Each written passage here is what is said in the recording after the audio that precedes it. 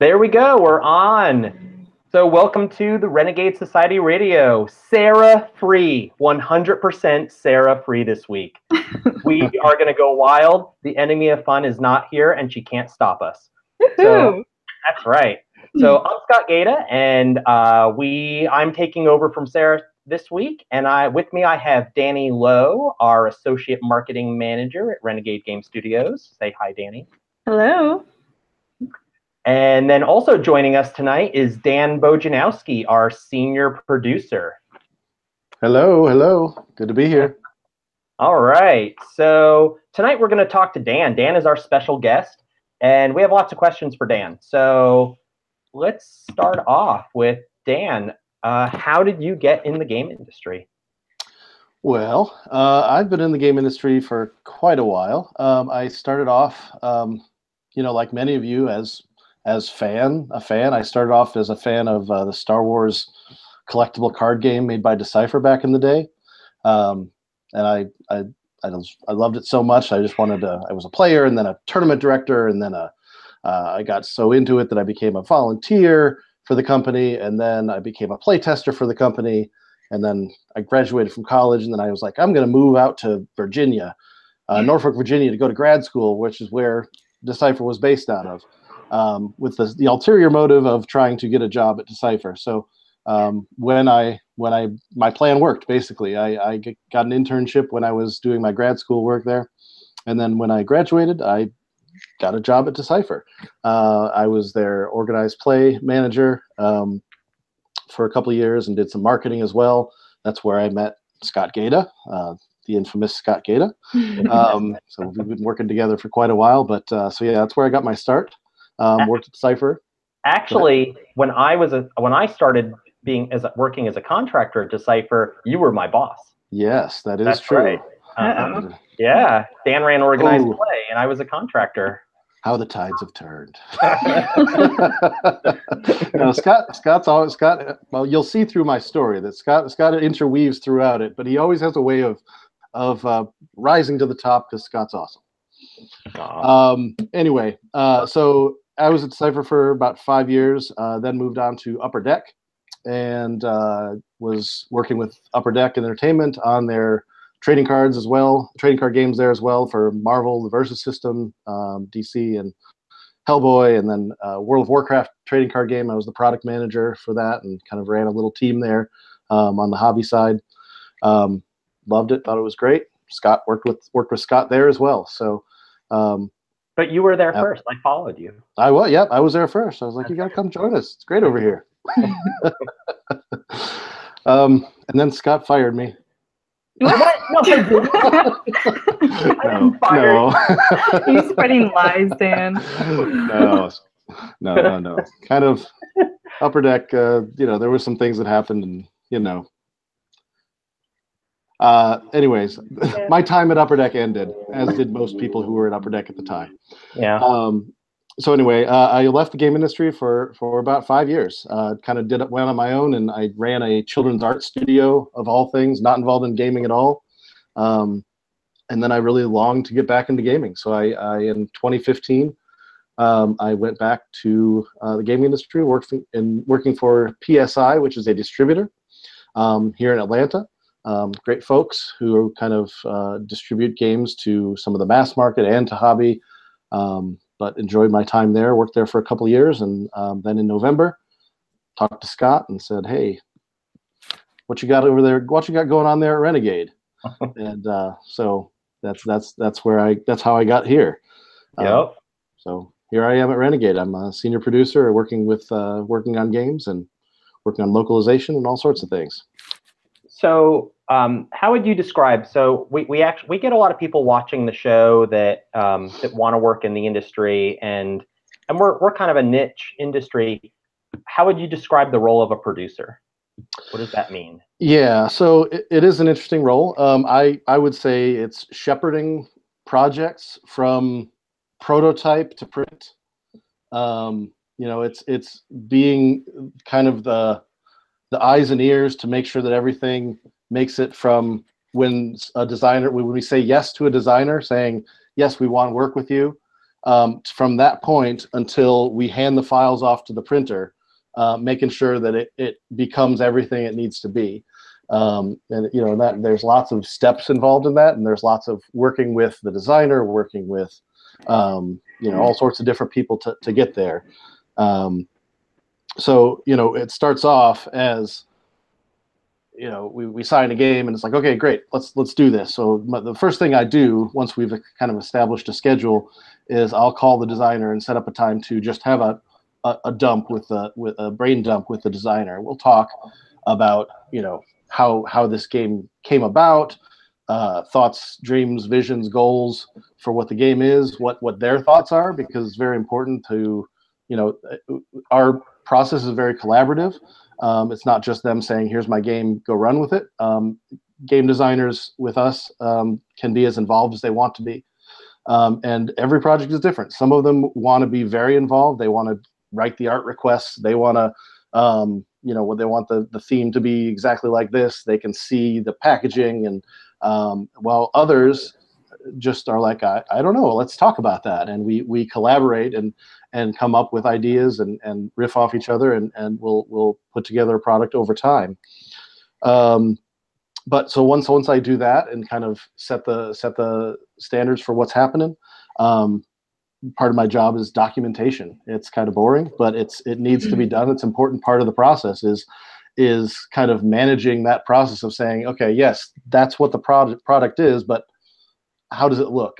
So I'll create a document that is a living document that will evolve over the year that we're working on the project, that says, here's what our vision is. That's going to be, in this box size. This is the target MSRP we're going for. This is the brief description of it. All these are the components with the exact sizes, the exact components, the exact quantities. And that evolves over time as we go. So I'm kind of the keeper of that document as well, posting it so everyone can see it. P&Ls, profit and loss statements, making sure that what we're doing is actually going to be profitable, going to make money, that we're setting the price correctly, so it's a good value for consumers, and we'll keep our business running so we can make more great games. I've always just thought of a producer as somebody that's running a small business, right? Yeah. That game is a small business, and you've got to deal with everything that's involved in making it a success. Yes. Somebody I saw in chat posted project management. It is a little bit of project management, but then we have somebody else that kind of does that. So you're more of like the enforcer, right, of project management. Yep. And sometimes there's, every project is different, which is what's great about the job, is that, sometimes we'll get a prototype, we'll get a design that's 99% done. We're really happy with where it's at. Other times we'll really like the concept, but we want we'll get it at 60%. We have to take it that other 40%. So we'll bring in a developer to help finish the game and get it to that last percentage. And so I'm involved in that process too, making sure that that vision that we've established is tight and executed along the way. And then you also you'll work with sales and marketing like Danny. So Danny, from your perspective, I know you're new. So Danny's been here how many weeks, Danny? 4. maybe 1 month. 1 month? It's been that long? Really? I think tomorrow, yeah. Oh, wow. Oh, you're counting the days. It's a good thing. Okay. All right. So from your perspective, from what you've seen now, being here for a month, working with somebody like Dan in that position, kind of like, what's your role and how does that relationship work? So I think Dan mentioned it already, how he shepherds the project along. From my perspective, he holds everyone's hand. He talks to the designer, he talks to the project manager who makes sure the printing is on schedule, and he holds Sarah in my hands as well to tell us when things will be ready, if there's any issues, what the actual product's going to look like. So that's super helpful for our jobs to be able to share that information with the players and retailers and so on. Okay, cool. And then how do you guys find, so there's collaboration with our outside partners, like our game designers and maybe a developer, but then how does that collaboration work internally? There's also the creative aspects, which we haven't really mentioned. We have a creative director, we have a graphic designer, we have artists that are involved in the project as well. So there's all that interfacing. Whether it, again, the designers sometimes want to be involved, sometimes they don't. So if they don't, it's putting art requests together, putting creative briefs together. It's making sure that vision flows through, because a lot of times those other folks don't have the eye for game design, or they don't know what the gameplay actually is like. So making sure that the projects are beautiful as well as functional is a big part of it as well. That's cool. And then Danny, from your perspective, like, do you find yourself having to lean on the producer for those types of things, or do you get like more involved and dive in? I think it depends. Well, most of these projects I joined near their completion. So as we progress through the year, I'm looking forward to seeing projects develop from the very beginning. That's going to be fascinating for me. But I definitely lean on Dan to determine the pricing of things. He's a super valuable member of the team. We all are. So I think we lean on each other evenly, which works out. So we hold each other up. Nice. Yeah. So Dan, what? Yeah, oh, go ahead. Yeah. No, I was just going to say, at any given time, I joined the team in November. So I'm just now starting to get to the point where my first projects that I was started to get involved with the public is starting to see, which is very exciting. I'm working on, I counted my active projects right now that are, I've started but have not yet passed off the files, and it's about between 9 and 10 different projects that are all at different stages of development. So it's always, no 2 days are the same. They're all different levels of hotness and priority at any given day. How many unreleased projects are you working on right now? I don't know. Yeah, I mean, that's probably. Yeah, you and I split things up, and I have no idea what the count is. Yeah, mine's probably the ones that are unreleased is probably about 10 to 12. Yeah, at this point, and that are active. Not right. Just we know about them, but they're not doing anything. Right, and we're working on stuff into 2019, obviously. Yep. So and another role that we do is also looking for new products to fill holes in schedule. Mm-hmm. I did a lot of that this past week at Origins, meeting with publishers who either I've not met before, or ones we've worked with before, or who are veterans in the industry and have many published games. Just seeing what they've got available, seeing if it's a good match for our portfolios, what we have holes. We say we want this number of this type of game, this number of this type of game, and it's not super strict, but as a general rule, we want to try to cover all our bases. So yeah, that's another interesting part is trying to find that new game, and separating good games from great games, standouts that'll bring something new to the industry. Yeah, very cool. So what was your first Renegade game that you worked on that you actually started from the beginning? From the beginning would be Junk Orbit. Prowler's Passage, I came in about halfway through. I think you had kind of set the tone and selected the artist and got that going, and I came in about halfway through and finished it. But Junk Orbit is one that I think kind of day one was the first thing I got into. So it's really fun. This last week I got to be at Origins, and I spent a lot of my time demoing it to consumers and media, and the reaction was really great. It was fun to do. Cool. Yeah, we sold out on the first day. By end of Thursday or beginning of Friday, we were out of Junk Orbit. So that must have been super exciting for you, because it was exciting for me. Right. Yeah, it was super cool. Yeah. Yeah. First 24 hours. There you go. Yeah. So somebody asked, does a producer do game development? I would say less. They can.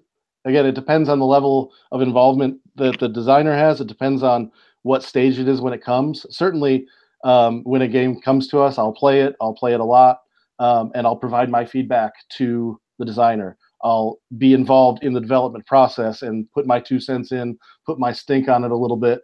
If I think something's not quite up to snuff or something's unbalanced, I'm there. I'm a member of the team putting my input in as well. So yes, for sure. And somebody else, Anne asked a bunch of questions. Her first question was wondering if infiltration is a viable strategy for getting a job with Renegade. Scott? If you wind up living next door to me, it might be a little creepy. So we'll see. I mean, that being said, I mean, you heard my story about Decipher. I mean, that's basically what I did. I did everything I could to get close to them. I would, when I moved out to Virginia, I would go to the game nights that they went to. I joined the playtest group that was in good with them, and it took a good long while and a lot of persistence to get there. So yeah. I mean, I guess my story is similar. I had a retail store, and it was one of the top stores in the country for Decipher games, for Star Wars CCG at the time, and that got me on their radar. And then I started doing some contract stuff. How did you get started, Danny? How did you sneak in and infiltrate into the industry? Well, I was in college getting my degree in French literature and working at the zoo. So I don't have quite the most traditional background for gaming. I didn't study marketing or sales or research and development. Right. But I needed a job. I'd worked at a local game store and basically went on my university's job listing, Craigslist equivalent, and saw a listing for board game customer service. So I applied. There's a cover letter, and one of the questions I needed to answer was what are your top 3 games? So I answered Agricola, Through the Ages, and something I don't remember because it changes all the time. But I was apparently the only person who didn't answer Monopoly or Uno. So I got the job the next day. Oh, wow. That's yeah. pretty good. Yeah, and 4 years later, now I'm here. Yeah, there you go. So what else have you been working on that maybe we haven't seen yet? Ooh. Bojanowski. Sarah's not here. The enemy of fun is nowhere. Well, the one that you guys know about, but no one else has seen this except me. Oh man! This is Gunkimono. This is one of the perks of my job is that I get kind of the first offline press check. This gets air shipped to me directly from China, from the factory, and my job is to check it out, review it, open it up, take pictures, and make sure everything is perfect. And if it's not, report back and make sure that it gets changed before it gets before it gets all finalized. Yeah.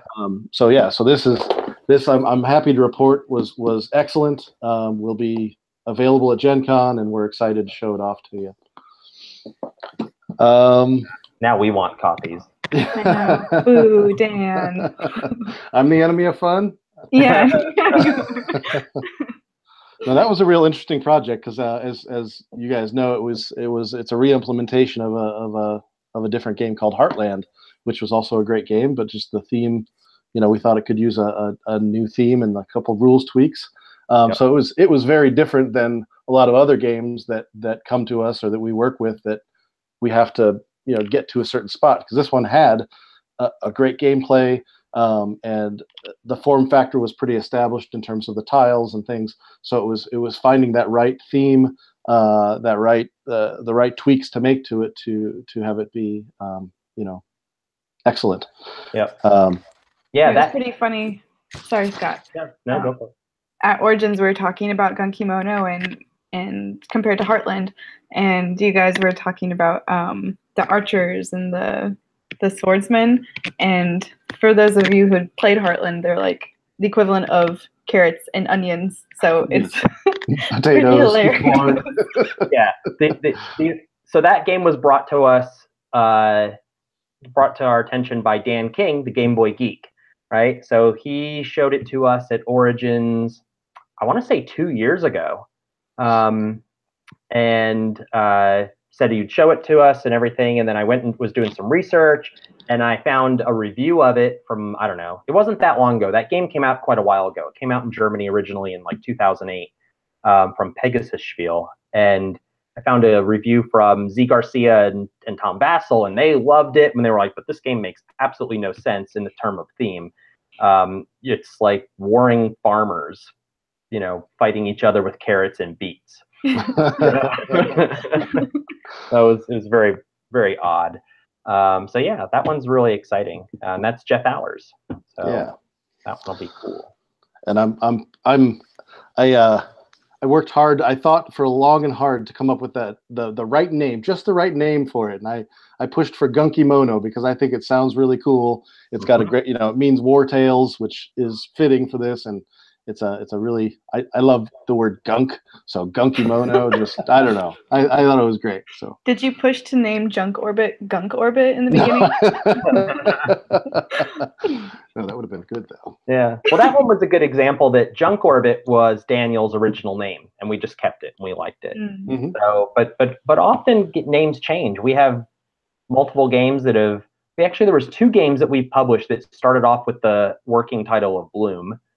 So that was the original title for Lanterns, and that was the original title for Lotus. Totally independent of each other, but the designers had put that on their prototype. But wait, wasn't this is before my time, so you'll have to correct me if I'm wrong, but I thought the Junk Orbit's original mechanics were like, wasn't it penny farthing catapult or something like that? Or I don't know. Maybe this is something you heard from Daniel. When I saw it, he was calling it Junk Orbit.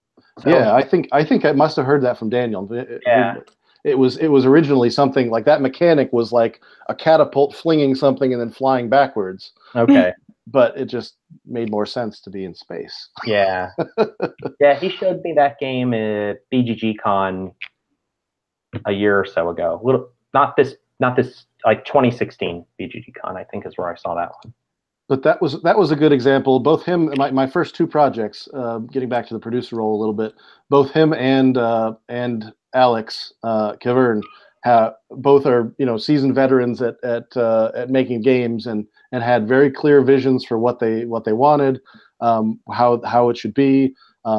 Daniel specifically on Junk Orbit had all the city names, there's tons of like science fiction puns and all sorts of little inside facts and weird little Easter eggs to discover that are all him, which was great. It was great to have him on board, and he just did a great job. Yeah, no, it's really fun. So let's go back to the name a little bit. So for Gunky Mono, right? So you did some research and you came up with the name for this, and it means war tales. But at first we just used the internet. So right. How do we handle that? We've heard in the industry Wikipedia might not be the most reliable source for translations.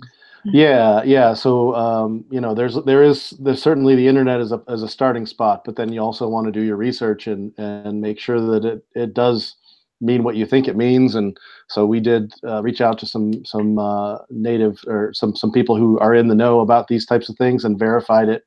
That it did mean what it said it meant, and that we had the kanji letters correct, and that we weren't putting something wrong on our box. So hopefully that all works out. Yeah, we what do you do? What do you call it? We 2 independent sources verified. Right. So hopefully we're right. Well, one is a professional translator and one is a native speaker, so I think we're in good shape. Right. So I got a couple pieces I can show off that the world has seen. First of all, this one is I get to see a lot of wood samples that get shipped from the factory. That's not from Gunky Mono. That's not from Gunky Mono. No. This is from Clank in Space Apocalypse. This is the upcoming Clank in Space expansion that's hitting at Gen Con, and this is one of the meeples for the bad guys. Nice. There he is. Evil robot. And then I have swords or robot arms. I think they're tentacles. Oh.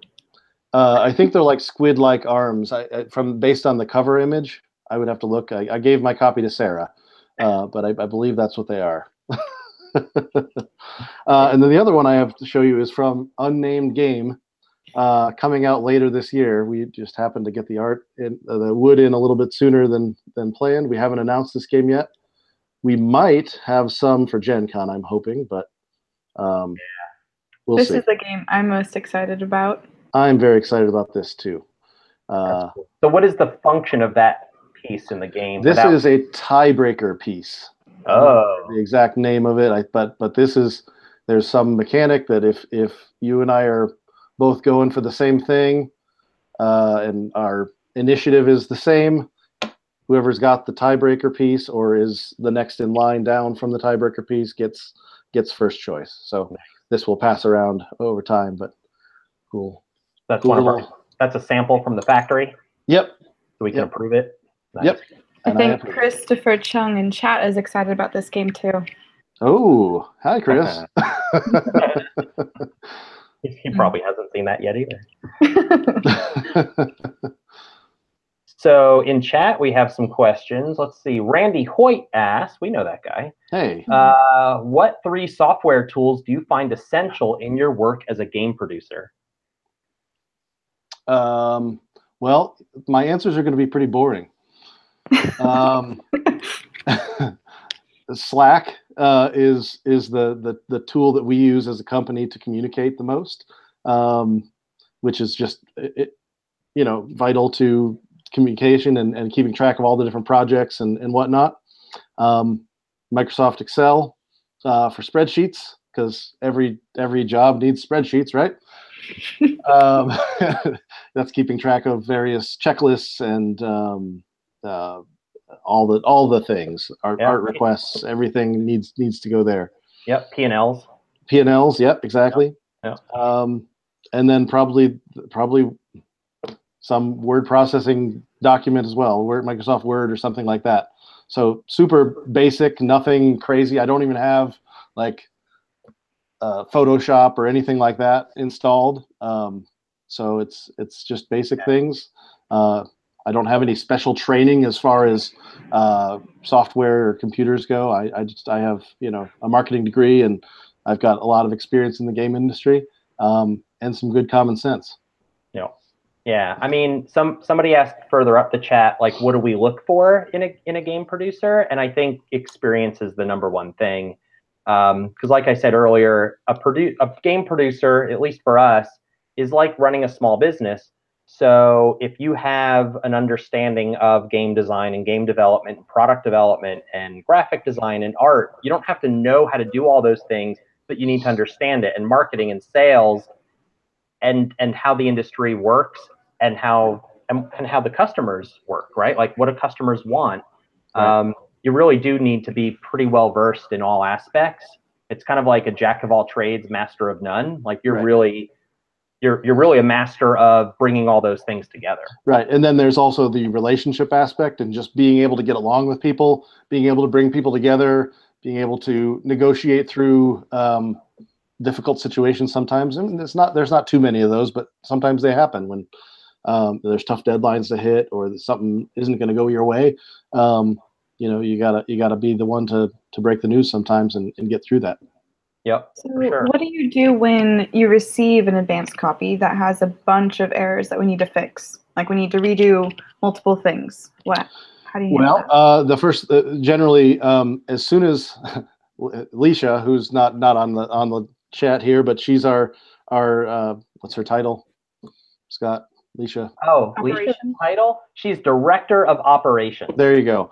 But she's in charge of schedules and all the production side of things. She's awesome and really on top of it. But she will track it down to the minute. She will text me as soon as the package is delivered. She'll know before I will, and be like, okay, let's get on the phone right now, because we every day we're waiting. Like obviously they've produced this and they've waited a couple days to get it to me. And they want to get back on the line and make sure that they can get the X thousand copies printed. So daily it's a burn-in. So as soon as that gets here, I get on the phone with Alicia and we'll do a Skype call and we'll verify the UPC code. We'll go run through the whole list of everything. And if there's problems, we'll talk through it and we'll say, is this a must fix problem? Is it a deal breaker, or is this something that we can live with? And if it's a quality issue, for the most part, we'll stop and fix it. Sometimes it's most of the time. I won't say that, but hopefully everything goes smooth. Sometimes it doesn't.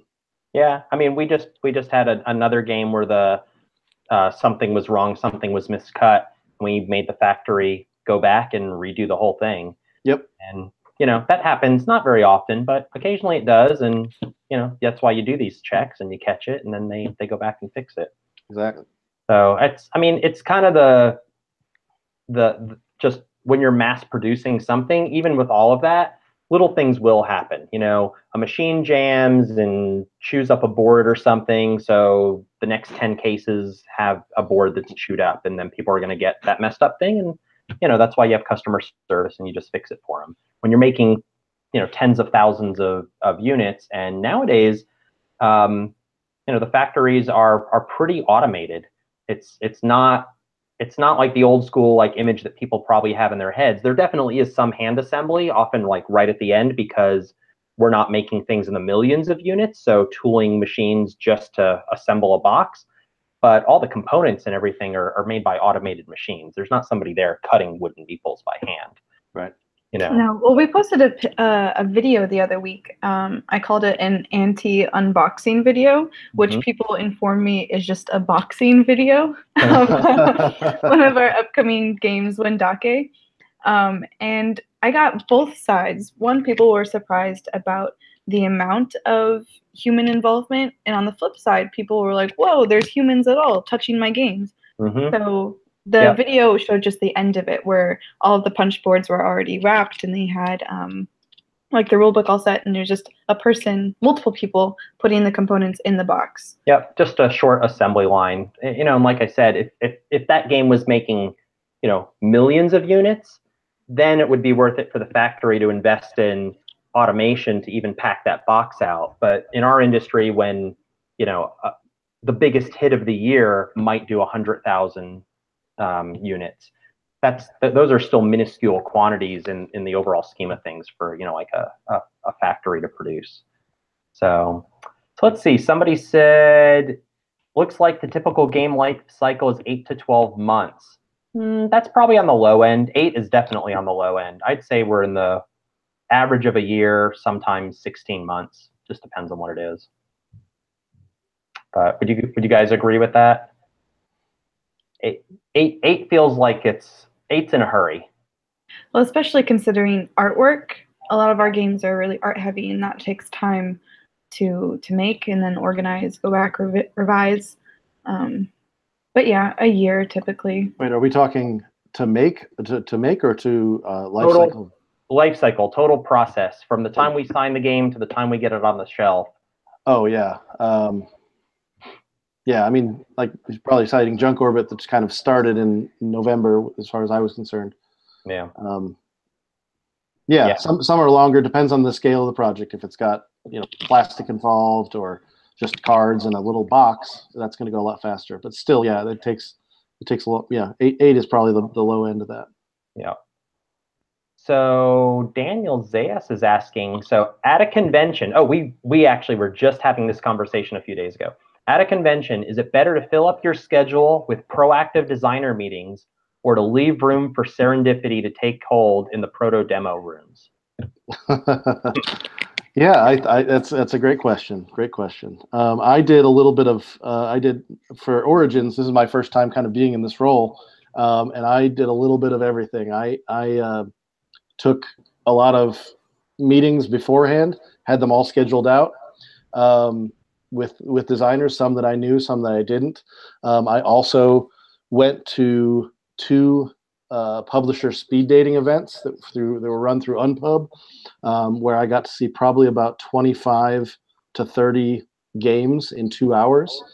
Each designer, I sat with 20 different designers. Some of them showed me 1 game, some showed me 2, 3, but they had 5 minutes to pitch. So I did that, which got me a whole bunch of designs in a very short time. But I also took the opportunity to meet with people who just said, hey, came to the booth and said, hey, you got some time? And when I did, I was able to do that. Unfortunately, my time was pretty limited because I had done a lot of the other filling of my schedule beforehand. So I didn't get to everybody, but they're all valuable. It's just a matter of, I think probably one of the titles that I'm the most excited about from all the probably 80 to 100 games I saw at Origins came from the speed dating. That was just one of those 5-minute pitches that I was like, this is great. We should look further into this. Yep. So I think it you probably have a higher percentage of hits from people you've already worked with, because you already know that they've got the design chops, that you work well together. You've got a fan base with them, so that's a higher percentage schedule is someone you've already worked with. But you'll never get new talent unless you try new talent. So I think there's room for all of it. Yeah, for sure. I mean, so Kane Kolenko, I met Kane. He wasn't pitching at a speed dating, but he was there hanging out. And actually, Corey Young, who we published Grabwell, introduced me to Kane, and he's like, "Oh, you need to meet this guy. Like, he's going to be doing some good stuff in the future." And that's where Fuse came from, And I might not have met Kane, or I might have met him too late down the road to do Fuse and some of the other stuff we did with him. So, yeah, it's definitely valid. It's a balance. But then Anne asks, how do designers get on your schedule at conventions? And admittedly, it's not the easiest thing in the world to do, because we have a finite amount of time, and we do have not just designer meetings to do. Though 2 years ago at Gen Con, I just did designer meetings Thursday, Friday, Saturday from 10 a.m. to 5 p.m. every 30 minutes for 3 days straight. That's all I did. And it sounds exhausting. Yeah, it wasn't the best idea, honestly, because by the end of the day, I was just wiped out. And we found some stuff that was really interesting, and we definitely made some relationships with some really awesome people. But it was just exhausting. And also, like somebody had mentioned, leaving some free time to be flexible is also really important, and also just to do some other things. So. Right now, my best advice to you is, if you're trying to get onto our schedule, is if you contact us, tell us what your game is. If you have a sell sheet, send a sell sheet, and tell us what it is, because we're not looking for just anything. And I'm also just not going to say, well, I'm only looking for this specific thing, because I don't want you not to show me what you've got. Just because I might say, hey, I'm looking for a family game that plays in under 40 minutes, doesn't mean that if you don't send me your sell sheet and we look at it and we go, oh, whoa, this looks really interesting, we want to take a look at that. So I wouldn't limit you in that way, but we do get meeting requests, like cold calls, often, where people just say, hey, I want to schedule a designer meeting with you at such and such a con. And it's like, we at least need a clue, just to make that decision whether or not it's a good thing to do for both of us. So yeah, it's tough, and Gen Con is the worst. If you need to see us, my advice would be not Gen Con. We just don't. Go to an Unpub or one of those. Those are great places for it. Yep, for sure. Yeah, so you got to go to Unpub for the first time this year. I did. Yeah, what did you think about that? Yeah, that was my first time at a convention like that. I've been to many gaming conventions, but not one like that. It was great to see the not only as a publisher who's looking for games, but just to see the community that is there of designers who are willing to take their time and give feedback and help each other to get the best games possible. I thought that was really great to see. It was a really nice community. Yeah, it's really fun. If you're an up and coming designer, proto spiels and unpubs are probably one of your best resources, not just for pitching. It's not really the primary focus, to go and get your game in a good pitchable state. I like it. If somebody tells me, or I see a lot of what the design community is doing on the internet, and if I know that somebody's actively at proto spiels and unpubs testing their game, when I get to play their game, I know that it's been polished and well vetted. As opposed to maybe somebody playing only with a very small group. So that's a good thing for sure. So Danny. Yes. So this was your first convention with Renegade at Origins. What did you do there? So what's your role? Because you were very busy too. Dan's roommate is in chat Paul's in chat, and he's like, as Dan's roommate, I can attest he was one busy dude. So, hey, Paul. I was also one busy dude. Nice.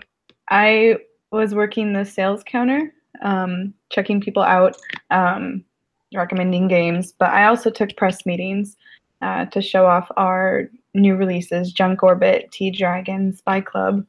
And I had a pretty full docket too.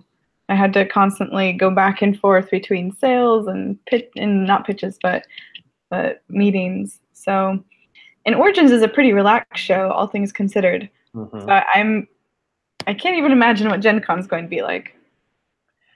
Yeah, Gen Con is both wonderful and horrible all at the same time. You're just, it's like I tell my wife, she'll be like, I haven't heard from you in a couple days, and I'm like, I get up in the morning and I go to a meeting, and then I go to sleep at 1 in the morning, and I get up and I do it again for 4 days. I mean, last year I had meetings starting on Wednesday before the hall even opened. So, but it's great. Like I would never want to not go to Gen Con, but it's exhausting. It's like a marathon. Mm-hmm. So. Yeah, so pitching games is probably best served at a more relaxed show where we're not stressed and go all the time, because our minds are going to be on other things. And I mean, obviously we'd love to give each game its chance, time to shine. Sure. Oh, for sure. So what's your role coming up for Gen Con? I think you're kind of busy. What are you working on? Gen Con, I think I'm doing more of the same, unless you're about to surprise me with something. So what are some of the things that you need to do to prepare for Gen Con and that you're doing to make Gen Con a success for us? Oh man, okay, so I'm super busy leading up to Gen Con because I'm designing the booth, figuring out what it's going to look like in terms of layout, and also what graphics are going to go up on our banners, what games are going to be on the demo table. We also are figuring out what special things we're going to have at the booth. So at Origins, I made a giant alpaca from Altiplano named Alfonso. Alfonso. He was quite popular. All your So we have a few more things planned that'll be fun like that, that just need organization and execution. So I'm doing that. Not bad for your first month. Yeah. My to-do list is way long. It's crazy long, but it's awesome. Yeah. So I use legal pads for my to-do lists. Mm-hmm. Yeah. And I'm just constantly killing trees. Yep. Here's a question, Scott. I use legal pads as well. Do you ever go back and look at your notes from like the beginning of the legal pad? Okay. So I use that just for like, I literally just do checkbox to-do list sort of thing. But then I have, so right here on my desk is notebooks. Okay. These are right, like these are notebooks with projects that I've worked on in the last, I don't know how many years, game ideas, concept ideas, and I just keep them. And I constantly have new ones. So I used to have bigger ones, and I would do like these stupid like notebooks, or then you go to something and somebody gives you like a free thing that's a promo. Right. Like, I don't know, this came in something, it says like Boeing 747. It's got like all these like paper clips and stuff. But now I really like the little small ones. So I have a couple blank ones here. Like these came in for Christmas. One of our sons, we gave him the Harry Potter like loot crate basically for so many months. And he got these little moleskin notebooks, Harry Potter ones. And he's like, here, Dad, you can have them. So now I do these because they fit in my pocket. Nice. I carry them around. I use a lot of Post-it notes. So I just cleaned my desk. So I only have a few, but normally these are like on my screens, just like scattered everywhere. Yep. And I use the note feature on my phone too. But yeah, to answer your question, I go back and look at stuff every once in a while. And I'm like, oh, I remember I was thinking of that idea to maybe we should do a game like this. And then I don't know, maybe we do something. Maybe it'll sit in the drawer for another 5 years. Right. So, yeah, there's too many ideas, not enough games. So, how how do designers? Oh, I'm going through. Let's see. How was the development cycle for Overlight different than tabletop board games besides the obvious answer that it's an RPG?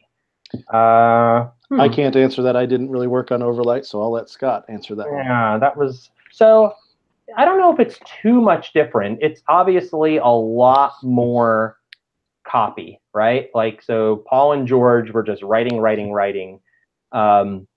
nonstop, and it's so there's two sides of even the writing that they're doing, right? On one side, they're writing game design, and they're creating a game system, kind of the skeleton for this world to be able to be experienced through. But and then a large part of it is also flavor and just and world building. I can tell you the very last chapter that they completed was probably the hardest chapter for them, was the infamous chapter 5, which was all the chroma powers for the world. So, you know, I don't remember what the final count of chroma powers were. It's like well over. Oh, it's over 100. Yeah, it's like 130 something or something like that. I don't remember. You know, and those guys, then they wanted every power. It's like writing spells, kind of like writing magic spells. And that took quite a while. It was a big project. It was the biggest project art-wise that we've done so far as a company. Quanchai spent 4 months just doing art for us. It was both in volume of art and cost of art was by far the largest thing that we've done. It also required Anita to bring in some people with different skill sets. So laying out a book is different than even laying out a rule book for a board game and things like that. So it was definitely a different project for us, but it was still within our wheelhouse because we just have very experienced people. So Anita knew immediately who she needed to get, or the type of person that she needed to get for different parts of that process. So it was good, and it's done. All that stuff is off at the printer now. Everything's in production. Hopefully we'll have it on time. Yeah, I mean, in that aspect, it's exactly the same as a board game, right? We get the pack out, we see the physical copy, we prove it, and then the rest is printed. Yeah, I actually have Overlight sitting over there in a FedEx box, so it's not bound in the outer book yet. It's just the pages all printed out, not even double-sided, and each page is printed on a big oversized sheet that just comes off because they didn't even cut them. So it's a 330-page book, so it's like 660 sheets of paper, and it's just a brick. And originally it went to Anita, and she went through everything page by page by page, and then she handed it off to me, and I may not have gone through it the same that she did. So yeah, so there you go. But yeah, Overlight was fun, and there's more coming. So let's see. How does prep for Origins or a big convention, let's say, differ than a smaller show like Dice Tower or BGG or something? How does that for both of you guys? What do you think the differences are? How do you have to prepare? For me, big shows involve much more time because there's a lot more booth space to cover and make look beautiful. There's also more people, so we want to make sure that they have reasons to come to our booth that are as exciting as everyone else's, because everyone else is trying to do the same thing. At Gen Con, everyone goes above and beyond, so we need to match that expectation. So it requires a lot more creativity, which is awesome, and a lot more time. The smaller shows like Dice Tower, we usually just have a small booth, right? So we reuse banners that we've made at Gen Con. So smaller shows are easier, more relaxing. Even if we're not attending, it's a little vacation. Yeah, I would say it's similar for me too. It's just even if I'm going there to get pitches or meet with people, it's just less. There's going to be less volume of people pulling at your time, less prep work on the front end as far as making sure you've got the products ready on time, because the focus a lot of times is on the bigger shows, for better or for worse. They're all good for every show has its own unique things about it, and I certainly enjoyed like Origins, even though it wasn't as big as Gen Con. It was my first time back in 15 years, and I thought it was great. I thought it was a great pace, and I could imagine. I haven't been to Dice Tower Con myself, but I can imagine that would be even a great pace as well. Yeah, the little shows are nice. Like 2 years ago, I think it was the year that I did that big marathon pitching session at Gen Con, and I had been doing that pretty much all year. And when I went to BGG Con in November, I said, I'm actually not going to do any designer meetings at all. Like I'll go to speed dating and look at stuff, but I'm not going to go in with any sort of an appointment schedule. And I was going to spend a lot of time playing other games that had released that year because I never had any time to play them at conventions. And, even when I'm home, we're so busy making our own games that you just can't play everything. So I spent most of that convention just playing other people's games, and that's valuable too. And it was actually kind of nice. It was like, oh, this is what like other people do at conventions. Yeah, and I think that's important. I think we kind of hinted at it even for the big shows. You want to save some time to walk the show, to make relationships, to because part of our job is as being in the industry is to know what's going on. We want to see what other people are doing, just to see the trends. Develop those relationships that could turn into strategic business partnerships or whatever. You want to make that time, take that time, because if you don't take it for yourself, it'll go somewhere else and might not be as valuable. Yeah, for sure. So, all right. So we're getting close to wrapping it up. What else did we like at Origins? So we all stayed an extra day and we hung out and we did some planning time and stuff like that. Like that's a question I get asked a lot since we're a virtual company. How did that work for you guys? So people don't know, the whole team didn't fly out until Monday night. We actually spent Monday having kind of a Renegade team day and meetings and stuff. So how do you guys value that? Was that useful? Was it not useful? And then like, how do you guys deal with the challenges of working remotely? Because we're all over the world, quite literally. So for me, on as far as the Monday after, we were exhausted from a full week of being there, but I definitely found value in it because it was no one else was pulling at us. There was nothing else that had to be done except that.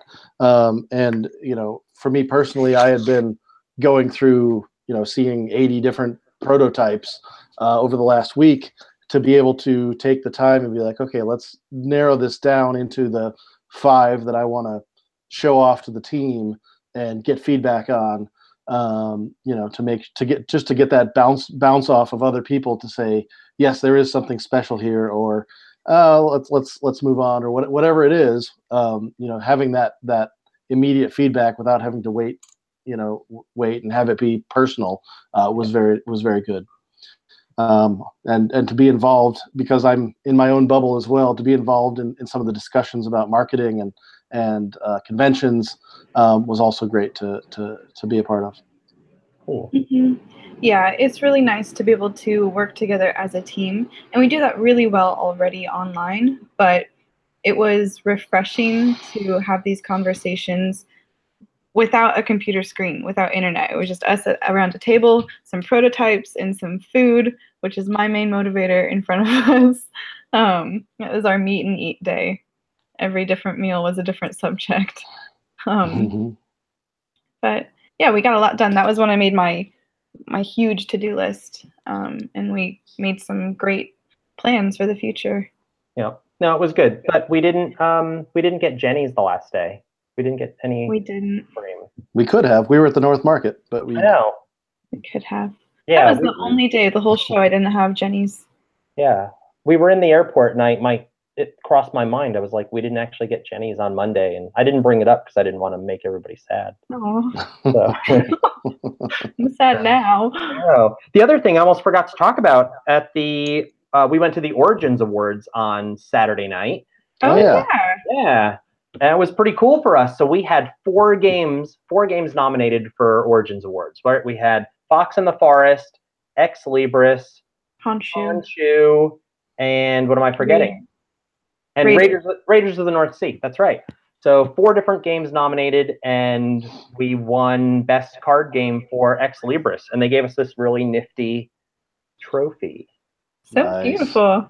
That's right. So I always thought it's kind of weird. It even says it on the little plaque here that it's an Origins Award, but the name of the trophy is a Clio. So I always thought, it's like, why aren't they called the Clios? Right? Why is it called the Clio? Is that the name of the lady? Yes, it's the name of the lady. I don't know her background. I think she's, I forget. Where's the internet? We need the internet. We're on it. Yeah, find it out. Find the answer. The internet is always right. But yeah, like, you call the Oscar an Oscar, so shouldn't these be the Clios? But anyway, Ex Libris, Adam MacGyver, congratulations, designer of Ex Libris. Jackie Davis did all the art. And of course, Anita and her group did all the graphic design and everything. But yeah, so, and this year it was even nice that they gave us another one. So we'll send one off to Adam and we get to keep one. So at some point, I don't know, we'll have to display our awards. We got one for Gravwell too a few years ago. But yeah, so it was pretty cool. So, all right, we're getting kind of towards the end. Why don't you tell us, Danny, what's coming up? What's going on with releases and stuff? What do people have to look forward to from Renegade? Oh man. So next week we have 2 games releasing on the 27th, which is a Wednesday. We have the T-Dragon Society card game, which is an introductory deck builder. It's super cute. We sold out of that one as well at Origins. So that'll be in stores and online. The same day is Junk Orbit's early release. So we're releasing it in local game stores across the country on June 27th, and you can get it online 2 weeks later on July 11th. Nice. July 11th is another release date. Hang on. Junk Orbit, there's a promo pack that you can get as well. If you go to get it from your local game store, it's a promo pack. It has 5 cards that each have 2 ship powers. So you'll have a total of 4 different ship powers you can use for each little wooden meeple. And the ship powers there are really cool. They're very wacky, promo style, fun. So you should go check that out. Nice. Are those? They must be in the warehouse now, right? The promos. Yeah. Oh, I need it. I don't even have my copy of Junk Orbit. I took one. Me neither. They sold out. Yeah. No, I took one with me from the Alliance, or no, the ACD open house, and I had it here, and then I gave it to Anita because she's in town. She was visiting, so. Yeah, I got the pack out check, and I had to send it off to a reviewer or something like that. Yeah. The sacrifices we make. I know it's sacrifices. Yeah. I was looking the other day for a copy of Flatline, and I realized that I don't have a copy of Flatline. I gave it to somebody. Oh, so no. I need to get another one. Oh, there we go. All right, so July 11th. What's next on July 11th? That's also the release date for Spy Club, which we were showing at Origins. We weren't selling it. We just had Randy and his team doing demos, and that was busy the whole time. We have a ton of pre-orders for it now, and it's got some really high praise on the internet. Yeah, reviews that have been released have been super good. Yep, that's awesome. So that's it, and then we're good for July, and then yeah, that's it for July, and then we've got so many things for Gen Con. We've got Circus Puppy, Windake, the new Clank and Space Apocalypse, Gunky Mono, Fireworks, which is another Aza Chen super cute game. Yeah. And then something else we haven't announced yet. Overlight. Oh, Overlight, Kids on Bikes, Outbreak Undead are 3 RPGs. Yeah, all 3 RPGs will be there. Kids on Bikes, Outbreak Undead, Overlight. And another thing actually 2 other things that might be a surprise. Yeah. We've never done that before. So, all right, so cool. So Gen Con, and then I think you and I, Danny, are going to be down at San Diego Comic-Con doing some meetings in a few weeks. So spend a few days there. That'll be awesome and overwhelming. Hopefully we won't get trampled. So, all right, I think that's it. It's good. We answered all the questions. Just an hour, wrap it up on time. No, Sarah. It was lots of fun. Well, she's going to want us to talk about the Junk Orbit contest we have going on right now. Oh, all right. We'll make Sarah happy. It's live for a couple more weeks. You can find the link on our website.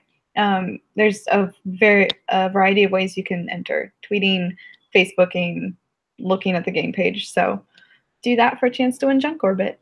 Nice. There you go. Good job. Wow. We might not need Sarah back here again. No. But no, Sarah will be back. She's in Idaho right now, doing some family stuff there and hanging out with fam. So I'm sure she'll be back. We can't keep her away. So anyway, thanks everybody. Thank you, Dan and Danny, for joining us tonight. Telling everybody. In a couple weeks. Yep. So we'll be signing off. So Scott, we'll see you next time, and stay tuned. See ya. Bye. Bye. Bye.